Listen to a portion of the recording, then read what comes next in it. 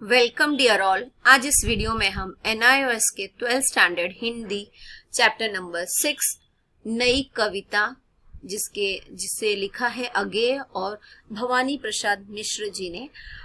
इससे पहले मेरे चैनल पे आप जाकर जो है चैप्टर नंबर 1, 2, 3, 4, 5 के वीडियोस देख सकते हैं और चैप्टर नंबर 9 का भी वीडियोस मैंने बनाए हैं, तो मैंने पार्ट्स में बनाए हैं, तो आप वो वीडियो देख सकते हैं, स्टडी कर सकते हैं। और अगर आप मेरे चैनल पे नए हैं तो मेरे चैनल को जरूर से सब्सक्राइब करें। तो चलिए वीडियो शुरू करते हैं। तो आप यहाँ पर देख सकते हैं जो है हिंदी कविता के इतिहास में नई कविता का आरंभ सन 1950 के बाद हुआ। यह कविता प्रगतिवाद और प्रयोगवाद की विशेषता को साथ लेकर चली। तो ये आपको समझ में आया होगा कि प्रगतिवाद यानी कि जिसमें जो है ग्रोथ हुआ, प्रयोग हुए, नए नए रिसर्च किए गए, लेकिन आगे चलकर इसने अपनी अलग पहचान बनाई। यह पहचान नई कविता पत्रिका के प्रकाशन काल 1954 से और स्पष्ट हुई। तो यानी कि नई कविता जो है एक पत्रिका के प्रकाशन, एक पत्रिका यानी कि न्यूज़पेपर जैसे हम कह सकते हैं, सो उससे और ये साफ नजर आई। और 1954 में या 1954 में इसने नए भावबोध का मतलब होता है भावनाएं की अभिव्यक्ति के साथ नए मूल्यों और नए शिल्प विधान का अन्वेषण किया। इस कविता ने कविता के परंपरागत संकीर्णताओं से अपने को मुक्त रखने की बात की। तो जिस तरीके की कविताएं लिखी जाती थी उससे अलग कविताएं लिखी गई। वस्तुतः कथ्य माने कथाएं या कहानी की व्यापकता और दृष्टि की उन्मुक्तता नई कविता की सबसे बड़ी विशेषता थी। यानी कि जिस तरीके से कहानियां लिखी गई वो एक सबसे बड़ी विशेषता थी। इस कविता में दो तत्व प्रमुख है। एक है अनुभूति का मतलब होता है एक्सपीरियंस, अनुभूति की सच्चाई, और दूसरा बौद्धिकता, यथार्थवादी दृष्टि। बौद्धिकता यानी कि हम इंटेलिजेंट बोल सकते हैं, बुद्धि बोल सकते हैं, यथार्थवादी यानी कि ये सही है कि नहीं, दृष्टि। नई कविता के कवि जीवन के प्रत्येक क्षण को जीने की लालसा रखते हैं। यानी कि जो भी टाइम है या जो भी एक एक मिनट जो है उसको जीना चाहिए। क्षण का मतलब होता है जो सेकंड भी हम कह सकते हैं, उसे जीने की उम्मीद रखना, जीवन जीना। उनके लिए जीवन का हर एक क्षण सत्य है। इसलिए यह कविता अनुभूति यानी एक्सपीरियंस को मार्मिकता के साथ पकड़ लेना चाहती है। नई कविता के अंतर्गत आने वाली अनेक कविताएं आकार में छोटी हैं और प्रभाव में अत्यंत तीव्र है। यानी कविता भले थोड़े से शब्दों में लिखी गई हो, लेकिन उनका जो असर है यानी कि प्रभाव है बहुत ही अधिक है, बहुत ही ज्यादा है, तीव्र है। उसकी एक विशेषता यह भी है कि इसकी यथार्थवादी यानी कि सच्चाई दृष्टि जीवन का मूल्य उसका सौंदर्य जीवन में ही खोजती है। यानी कि जीवन का जो मूल्य है और जो उसका सौंदर्य है वो जीवन में ही है। आगे चलकर नई कविता दो धाराओं में बट गई। एक है जिसमें व्याकिकता प्रमुख थी, जिसके प्रतिनिधि अगेय थे। व्याकिकता यानी कि व्यक्तिवाद बोल सकते हैं, इंसानियत, और जिसके प्रतिनिधि यानी कि जिसके मुखिया जिन्होंने लिखा है वो मेन अगेय जी हैं। और दूसरी वह जिसमें सामाजिक प्रतिबद्धता यानी कि पहले हम देखते हैं कि समाज में बहुत सारे प्रतिबंध लगाए थे की प्रमुखता थी, जिसके प्रतिनिधि मुक्तिबोध थे। आइए इस पार्ट में हम इस धारा के दो प्रमुख कवि सच्चिदानंद हीरानंद वात्स्यन अगेय और भवानी प्रसाद मिश्र की कविताएं पढ़ेंगे। तो इन दो लोगों के, तो अगर आप अगेय की कविता पढ़ रहे हैं तो ध्यान रखिए उनका पूरा नाम है सच्चिदानंद हीरानंद वात्स्यन, ओके, और भवानी प्रसाद मिश्र जी की। तो यहाँ पर हम कविता देख सकते हैं। मैं आपको कविता के साथ साथ यहाँ पर जो भवानी प्रसाद यहाँ पर अगेय जी हैं, तो यहाँ पर इनका चित्र है। नदी के दीप इस कविता का नाम है हम नदी के दीप हैं, हम नहीं कहते कि हमको छोड़कर सोत्र शिव न बह जाए। वह हमें आकार देती है, हमारे कौन गलियां अंतरीप उभर सकेत कुल सब गोलाइयां उसकी गड़ी है। माँ है वह है, इसी से हम बने हैं, किंतु हम है दीप, हम धारा नहीं है। मैं जल्दी जल्दी रीड कर रही हूँ। स्थिर समर्पण है हमारा, हम सदा से दीप हैं, सोत्र शिवनी के, किंतु हम बहते नहीं हैं, क्योंकि बहना रेत होना है।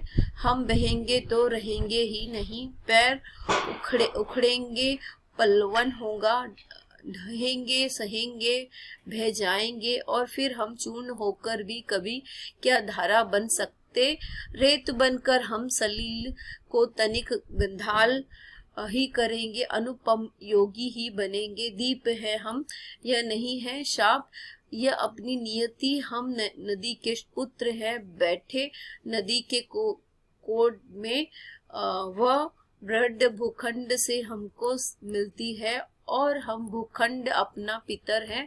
नदी तुम बहती चलो, भूखंड से जो दाया हमको मिला है, मिलता रहे। तो ये बड़ी कविता है, यहाँ पर मैं पढ़ती हूँ। मंजती संस्कार देती चलो, यदि ऐसा कभी हो तुम्हारे अल्हाद से या दूसरों के किसी स्वेराचार से, अतिचार से, तुम बड़ो पलवन तुम्हारा घर घराता उठे। यह सोत शिव ने ही कर्म नशा, कीर्ति नशा घोर कल प्रवानी बन जाए, तो हमें स्वीकार है वह भी, उसी में रेत होकर फिर छनेंगे हम, जमेंगे हम, कहीं फिर पैर टेकेंगे, कहीं फिर भी खड़ा होगा नए व्यक्तित्व का आकार, मत उसे फिर संस्कार तुम देना। तो ये जो है अगे जी की कविता थी। आइए इसे हम समझने की कोशिश करें। कविता पढ़कर जैसे आपने जाना, इसमें प्रतीकों के माध्यम से एक विचार संप्रेषित किया गया, यानी जो है विचार बनाया गया है, बताया गया है। कविता की प्रारंभिक पंक्तियों में नदी के माध्यम बने दीपों का बिंब है। इसमें नदी से दीप बनने की सहज प्रक्रिया का उल्लेख है, लेकिन आगे जब इन प्रतीकों का अर्थ खुलता है, तो यह कविता बोध के स्तर पर एक अलग अर्थ संप्रेषित करती है या बताती है। इस कविता में आए प्रतीकों के अर्थ का आरंभ में ही जान लेना आवश्यक है, इससे कविता को समझने में आसानी होगी। कविता में आए नदी, दीप और भूखंड शब्दों का प्रयोग प्रतीक के अर्थ में हुआ है। नदी का प्रयोग माँ और संस्कृति के अर्थ में, और दीप का शिशु और व्यक्तित्व के अर्थ में, और भूखंड का पिता और समाज के अर्थ में प्रयोग हुआ है। कविता में प्रतीकों का एक स्तर प्राकृतिक है, जैसे दीप, नदी, भूखंड, और दूसरा स्तर मानवीय है, शिशु, माँ, पिता। ये दोनों स्तर मिलकर प्रकृति और मनुष्य के संबंध को स्पष्ट करते हैं। ओके, आगे हम देख लेते हैं। हाँ, तो जिस तरह से हमने पहला पढ़ा, हम नदी के दीप हैं, हम नहीं कहते कि हम को छोड़कर स्वतः शिवनी बह चलो। तो ये जो हमने पढ़ा, अब हम इसकी व्याख्या देख लेते हैं कि इस अंश में जो है दीप नदी को अपनी माँ के रूप में देखता है और अपने स्वरूप ग्रहण करने की प्रक्रिया का उल्लेख करता है। दीप उस स्थल को कहते हैं जो चारों तरफ से पानी से घिरा होता है। ऐसे दीप नदियों में ही बने होते हैं। इन्हें नदियां अपनी धारा के साथ लाई मिट्टी और रेत के कणों से धीरे धीरे ऊपर और आकार देकर निर्मित करती है। अपना रूप और आकार ग्रहण जो है कर लेने के बाद ये दीप नदी की धारा में रहते हुए भी उसकी धारा से स्वतंत्र अपनी अलग पहचान बना लेते हैं। वे यह नहीं चाहते कि नदी की धारा इन्हें छोड़कर बह जाए, इसलिए कि दीप जानते हैं कि नदी के बिना इनका कोई अस्तित्व नहीं है। दीप इस सत्य से इनकार नहीं कर सकते कि इनके रूप और आकार में कोन, गलियां, उभार, रेतीले किनारे और गोलाइयां का जो सौंदर्य है वह सब प्रवमान मतलब जो बहकर आई हुई नदी ने ही गढ़े है।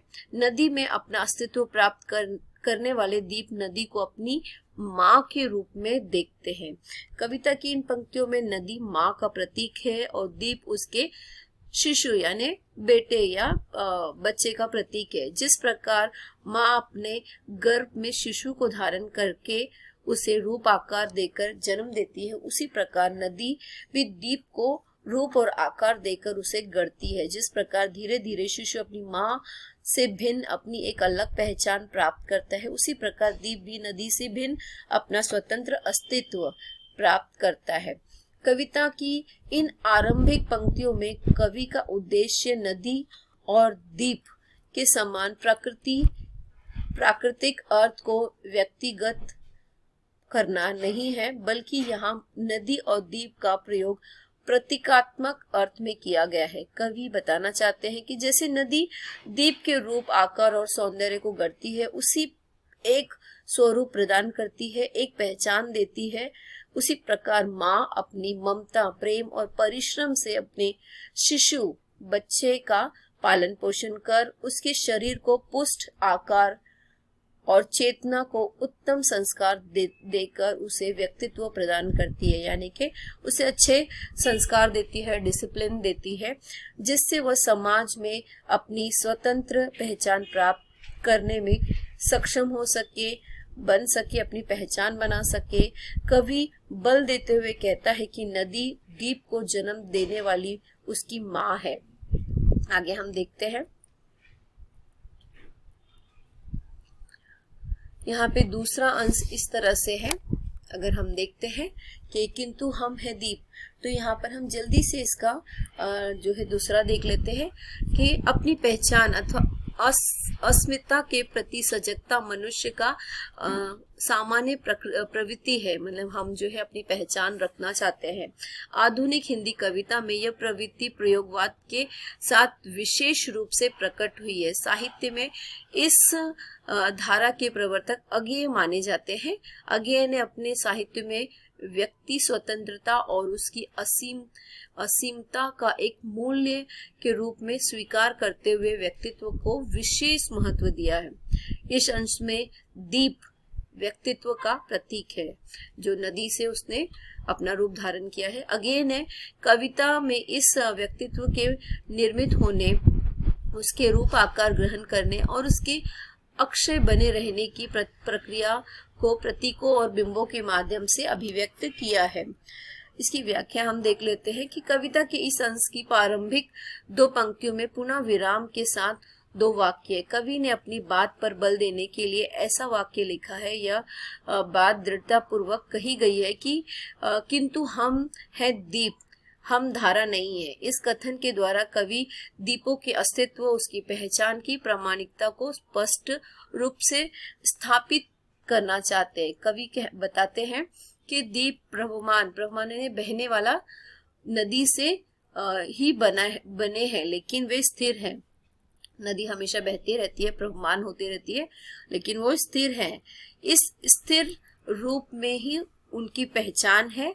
वे नदी के प्रति अपना समर्पण भी इसी स्थिर रूप में करते हैं, लेकिन ये दीप नदी के साथ कभी बहते नहीं है, इसलिए कि नदी के साथ बहते ही इनका अपना कोई अस्तित्व, कोई पहचान नहीं रह जाएगा। नदी के साथ बहते ही ये रेत में बदल जाएंगे और अपनी पहचान खो देंगे।